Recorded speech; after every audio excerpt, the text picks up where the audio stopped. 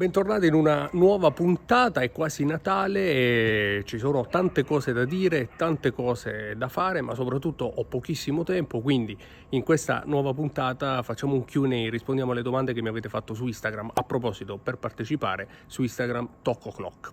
Partiamo. Che poi è quasi Natale e abbiamo i mandarini in fiore, no, non so se sono in fiore, sono in frutto sicuramente e fa caldo.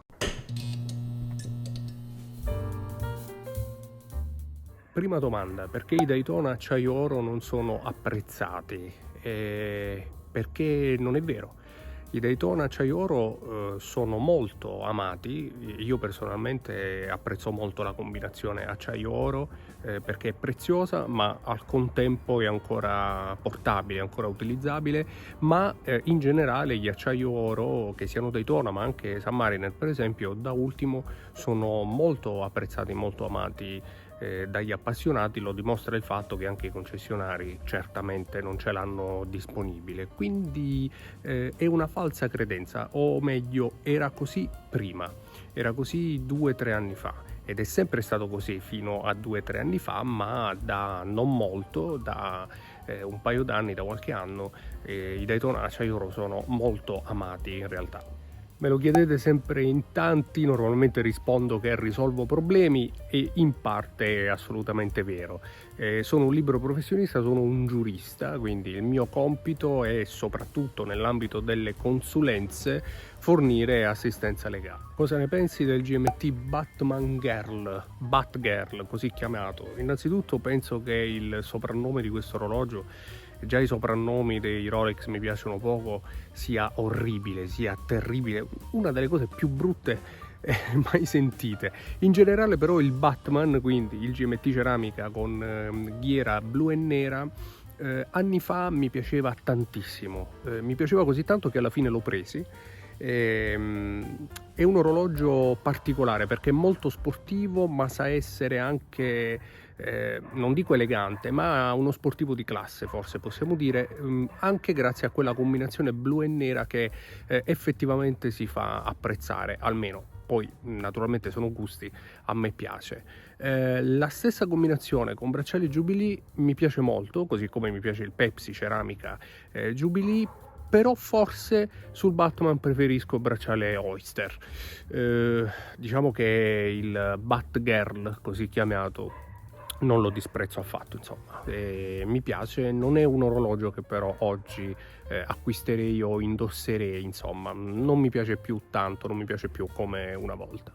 Le migliori referenze di Speedmaster da acquistare? Non credo che ci siano migliori referenze in realtà, ed è anche una domanda abbastanza ricorrente. In generale oggi punterei su due referenze in particolare, di sicuro l'ultima con calibro coassiale 3861, semplicemente perché rappresenta una rivoluzione del mondo dello Speedmaster. Un'evoluzione rispetto ai vecchi 321 e 861 e poi 1861 per quanto pregiati su base Alemania, di sicuro insomma un'evoluzione moderna.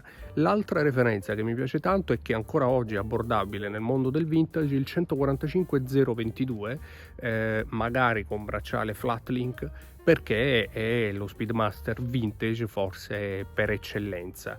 Non è il più pregiato, non è il più amato dai collezionisti, però è una referenza vintage secondo me che merita molto e che si può accostare ancora oggi a un prezzo più che giusto. Possibilità di esplosione Tudor dipende anche da che cosa intendi.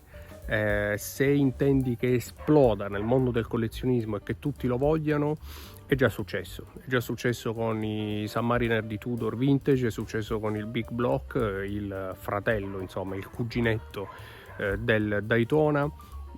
Potrebbe accadere anche in futuro. Ci sono delle referenze che effettivamente oggi si fanno apprezzare, in particolare l'FXD, che è introvabile nella maggior parte dei casi, è davvero un orologio difficile da trovare, insomma un orologio che in futuro potrà piacere a molti, quasi sicuramente. Cosa ne pensi del Gerald Mickey Mouse? Innanzitutto penso che siano dei grandi orologi da collezione, in primis perché sono creazioni del maestro Gerald Genta e direi che non c'è altro da aggiungere al riguardo. In secondo luogo perché sono delle creazioni molto particolari, raffiguranti Mickey Mouse, i pochi Mickey Mouse originali in orologeria, molto amati da Gerald Gente, che quindi secondo me aggiungono un surplus sul valore collezionistico di quelli che sono già dei pezzi molto pregiati. Non credo di avere una complicazione preferita in realtà, diciamo che tra le più abbordabili e più utili di sicuro il cronografo, con il quale ci si possono fare tantissime cose, e che nelle sue varie fasce di prezzo è possibile acquistare un buon cronografo dai 500 ai 10 milioni di euro.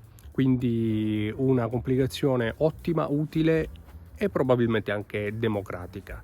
La più bella, la più prestigiosa che mi piacerebbe avere, che probabilmente non avrò mai, un ripetizione minuti.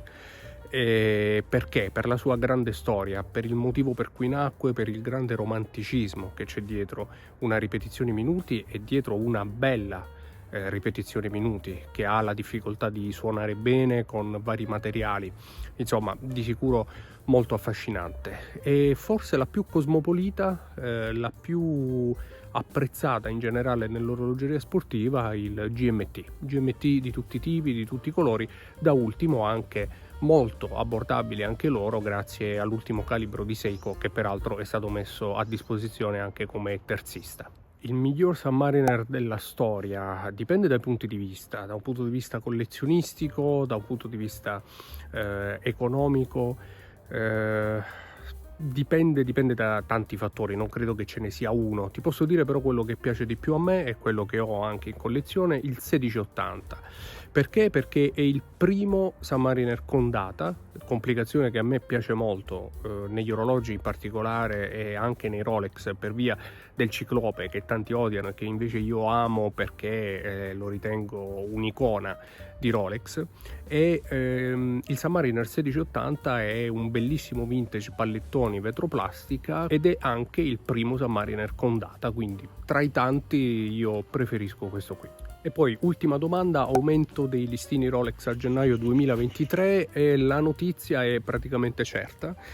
Tra l'altro è di oggi una circolare che sembra effettivamente reale, con cui Rolex avvisa i concessionari di un aumento del 3,7% sui listini, abbastanza in linea con quello che si è visto anche sui listini Spagna trapelati negli ultimi giorni, quindi insomma molto probabile, in linea con quello che sta succedendo al mercato, in linea con l'inflazione, in linea con questa crisi che come sempre pare non toccare il mondo del lusso. Detto questo, io ne approfitto per farvi gli auguri di Natale. Domani è la vigilia, insomma trascorrete delle ottime feste. Noi ci vediamo la mattina di Natale alle 10 con un nuovo video, con un video assieme al rosario, nel quale vi raccontiamo quali sono gli orologi che vorremmo trovare sotto l'albero. Quindi vi faccio tanti auguri, buon Natale a tutti, ci vediamo la mattina di Natale. Ciao!